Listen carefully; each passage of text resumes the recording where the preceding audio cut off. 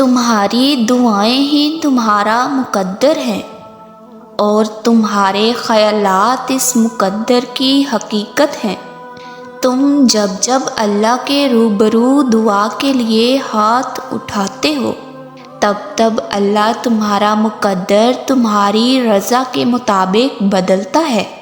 اللہ اس جھولی کو کبھی خالی نہیں رکھتا جو صرف اس کے سامنے پھیلائی جاتی ہے، لیکن تم ذرا سا انتظار کرتے ہو اور تھک جاتے ہو، پھر خود سے ہی گمان کر بیٹھتے ہو کہ دعائیں قبول نہیں ہوں گی، یا اب بہت دیر ہو گئی ہے، اب کچھ نہیں بدل سکتا۔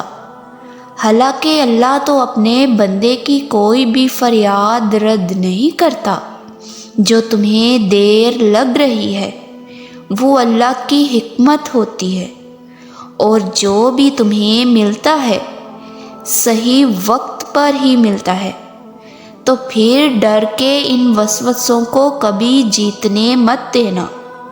دیر سے تاخیر سے مایوس نہ ہو جانا، حالات کتنے ہی مشکل کیوں نہ ہوں، تم دعا کبھی مت چھوڑنا، کیونکہ اللہ کا ایک گن تمہارا صدیوں کا کام لمحوں میں کر سکتا ہے، اور جو دعا کا خیال تمہارے دل میں لا سکتا ہے وہ اس خیال کو تمہارا مقدر بنانے پر قادر ہے۔